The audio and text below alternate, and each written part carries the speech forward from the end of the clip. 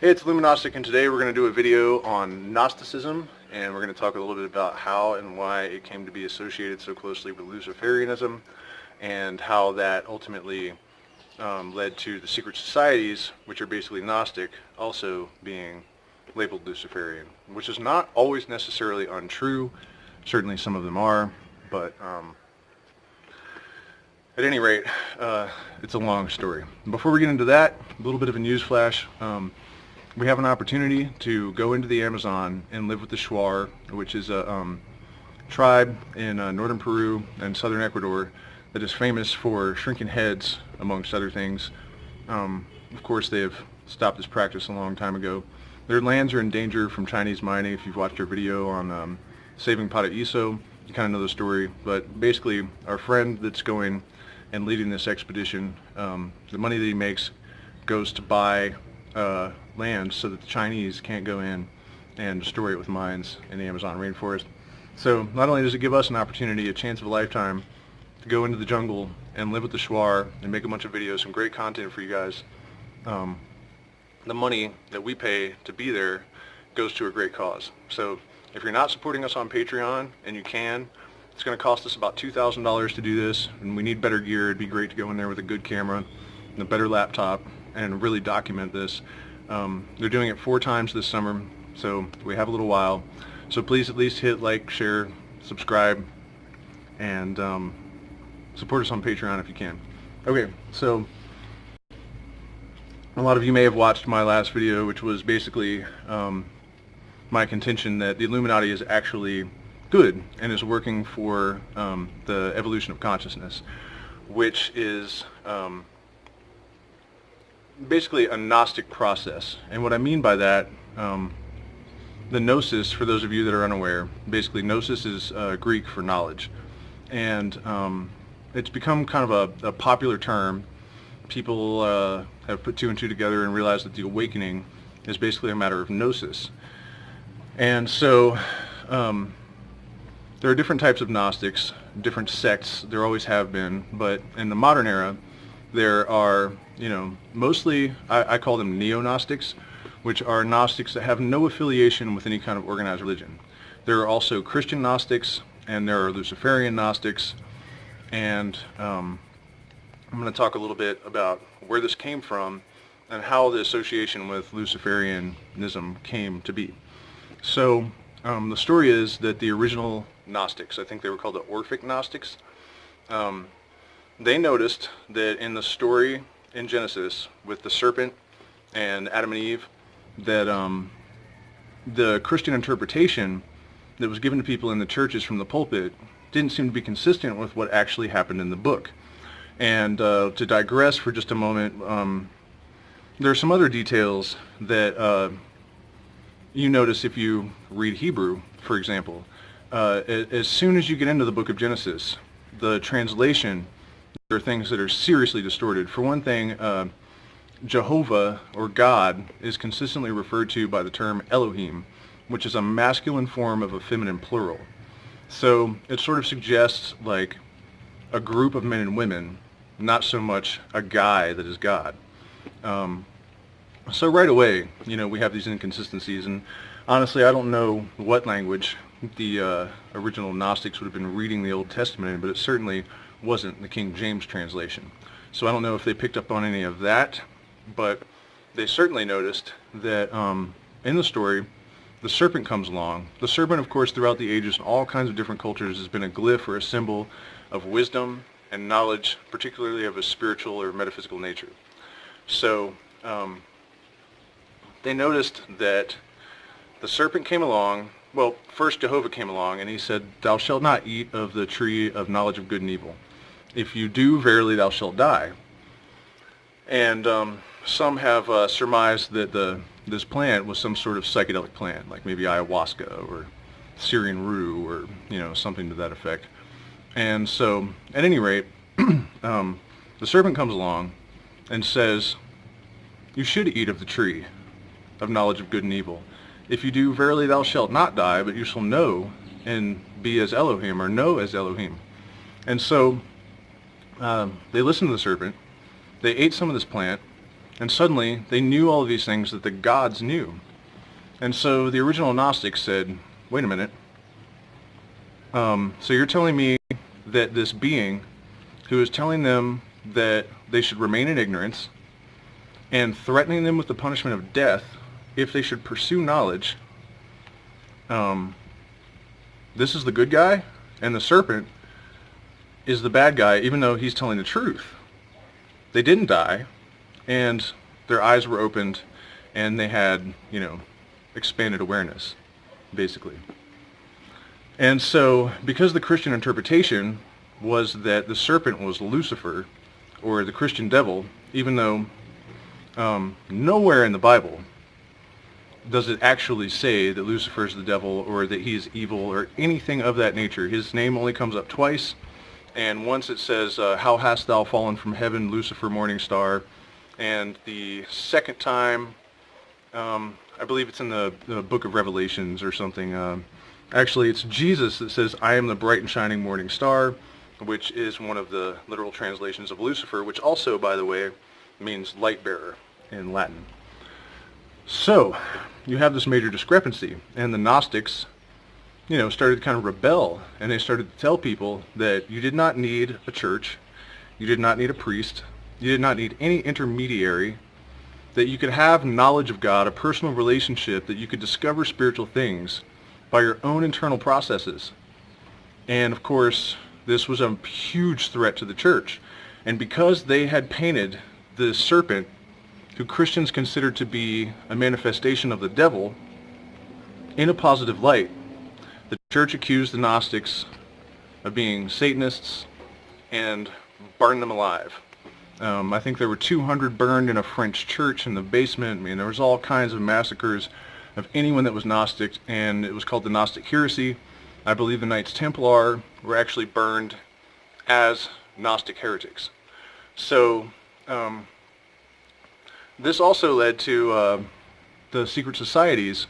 One of their reasons for secrets is that if they realized that the Mick religions, Christianity, I mean, if you were a British political figure in the 1700s, 1800s, or earlier, you could not go out and say, I don't know that I believe in Christianity. I think that, you can use your own perception, your intuition, and you can have your own gnosis. You couldn't say this. So one of the explanations for the secrecy in the lodges is that they had become Gnostic, and they needed a place where they could speak openly and freely without risk of losing their public position, or, even worse, being potentially executed for being heretic. So this association with Luciferianism and Gnosticism carried over into the modern day.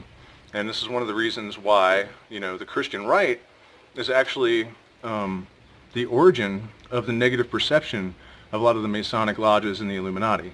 And, of course, since Adam Weishaupt printed, or after his stuff was seized, the government printed his commitment to getting rid of organized religion and replacing it with the gnosis, the Christians felt very threatened by this.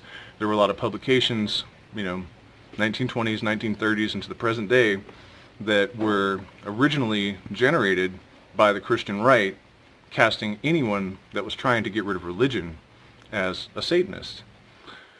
So, that is basically, long story short, the connection between Gnosticism and Luciferianism. And also, earlier I made reference to Lucifer as the light bearer. And this is a very interesting point, because I think whenever we find some truth that was discovered by a mystic and then is correlated or supported by science hundreds, sometimes even thousands of years later, for example, like the Buddha, saying that everything is one, everything is connected, and now we have the theory of entanglement, which states that any particle that was ever in contact always knows the position and activity of every other particle that's been in contact with, no matter what the distance is, and they respond accordingly. So these ideas that we've gotten from these ancient mystics have turned out, in some cases, to be, verifiable by Western scientific methods. And this idea of Lucifer as the light bearer.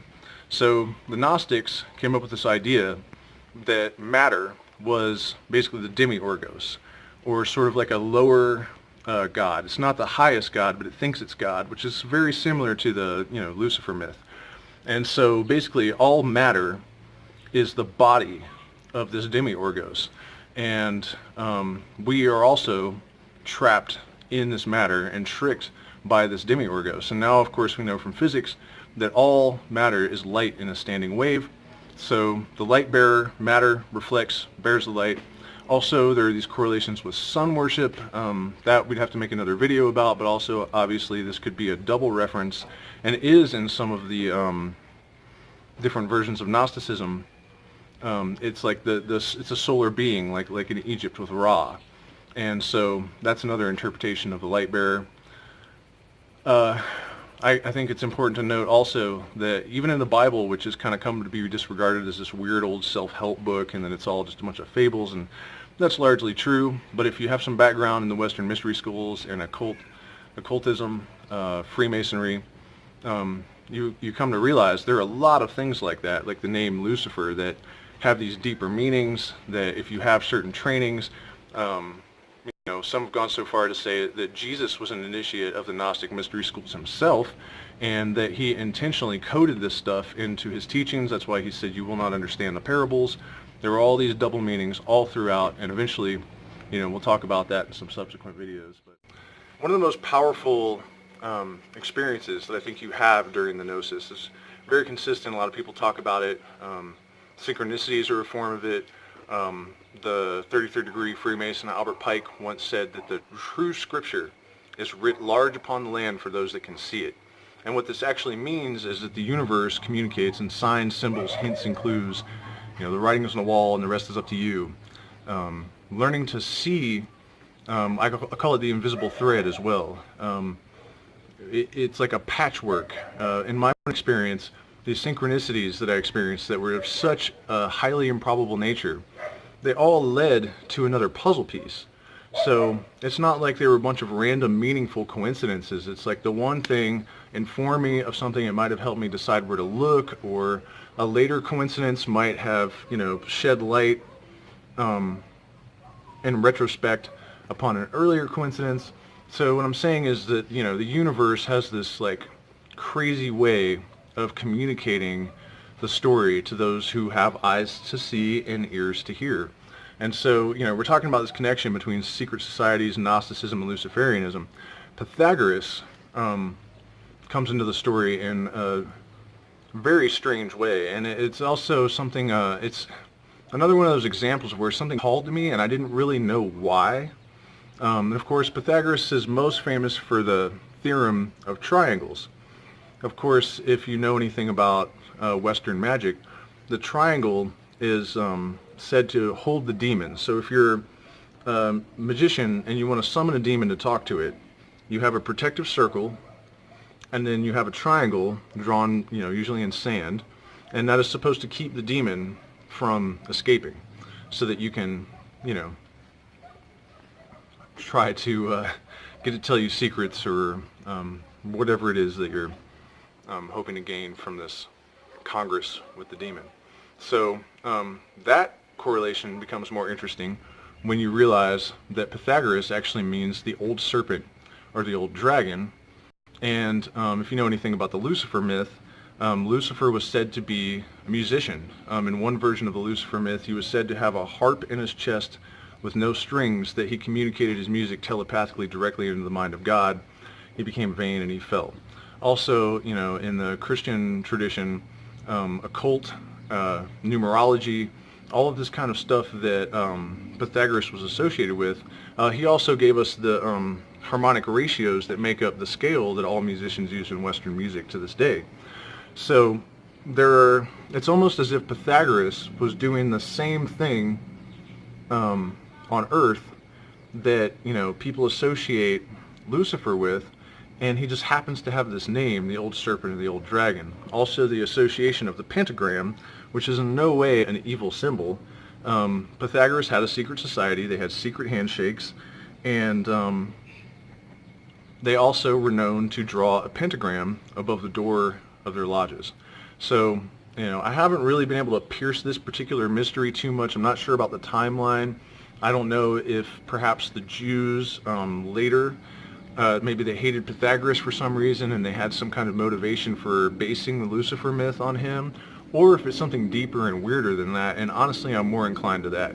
So I think this Pythagorean mystery and the association with the mystery schools also has some kind of relevance to this like Gnostic Luciferian connection.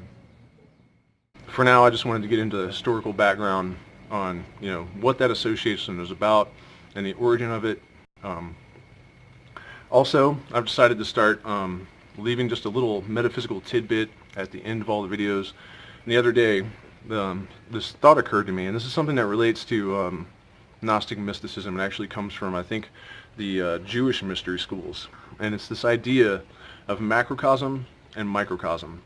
So, and I think that a very powerful tool for using the things that we discover in the gnosis, when you're looking for an absolute truth, if you find an idea that is applicable to all systems throughout nature, a very basic one is whatever goes up must come down. Everything rises and falls, trees, empires, people. You throw a ball up, it drops, planes land. There are these things that apply to all systems. So the macrocosm microcosm thing, I was thinking about how every cell in the body, cellular biologists say this, remembers everything that happens. All of your traumas are stored in every cell. Everything that you eat and consume, it all passes through. There's some kind of record there. And so we have, for a very long time, there's been this idea of an Akashic record. A lot of people have made reference to, being able to pull information out of this continuum that contains all of the information, everything that's happened and maybe even everything that will happen stored there. And in recent years, physics has come up with this idea of the zero-point field, which is an energetic field where everything is recorded permanently. So my suggestion there is that, like this one example that I gave, where you can see it in the macro, you can see it in the micro. If you spend some time looking for correlations between all systems, this is a very powerful way to really, develop your notice and increase your metaphysical metabolism. So thanks a lot for watching. Again, hit the like button, subscribe, share these videos. Even if you know somebody that's not necessarily as interested in plant medicine and the occult or the mystery schools, if they're into environmentalism and saving the rainforest, I don't know who would be insane enough to not be, because obviously if it goes, we go. Share this video with them because we need the support. We're trying to do good work out here, and we appreciate your support. So thanks.